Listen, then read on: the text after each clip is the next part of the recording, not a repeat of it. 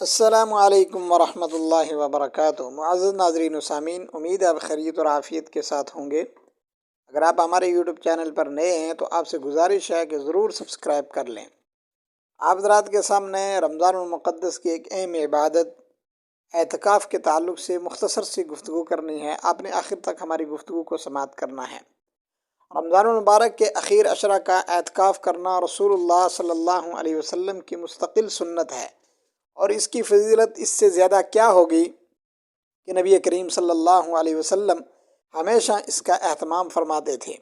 امام زہری رحمہ اللہ فرماتے ہیں کہ لوگوں پر تعجب ہے کہ انہوں نے اعتکاف کی سنت کو چھوڑ رکھا ہے، درحال ہے کہ رسول اللہ صلی اللہ علیہ وسلم بعض امور کو انجام دیتے تھے اور ان کو ترک بھی کرتے تھے، اور جب سے ہجرت کر کے مدینہ منورہ تشریف لائے اس وقت سے لے کر وفات تک بلا ناغہ آپ صلی اللہ علیہ وسلم اعتکاف کرتے رہے۔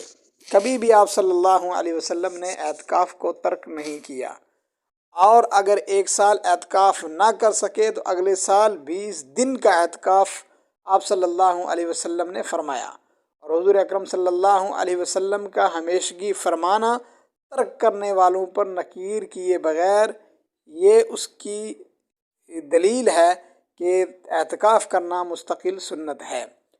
نیز اعتکاف میں اللہ تعالیٰ کے گھر میں قیام کر کے تقرب الہی کا حصول یہ انسان کے لیے بہت ہی آسان ہے۔ دنیا سے منہ موڑنا اور رحمت خداوندی کی طرف متوجہ ہونا اور مغفرت باری تعالیٰ کی حرص کرنا، اور معتکف کی مثال ایسے بیان فرمائی گئی ہے گویا کہ کوئی شخص کسی کے در پر آ کر پڑ جائے، جب تک مقصد حاصل نہ ہو اس وقت تک وہ واپس نہ جائے۔ معتکف اللہ کے در پر آ کر پڑ جاتا ہے جب تک رب کی رضا اور مغفرت کا پروانہ نہیں مل جاتا اور نہیں جاتا ہے۔ ایسے میں اللہ کی رضا و مغفرت کی قوی امید ہے، بلکہ اس کے فضل سے یقین رکھنا چاہیے کہ اللہ رب العالمین اس کی جائز ضروریات کو ضرور پورا فرمائے گا۔ انشاءاللہ آنے والی ویڈیوز کے اندر مسائل اعتکاف سے متعلق گفتگو ہوگی۔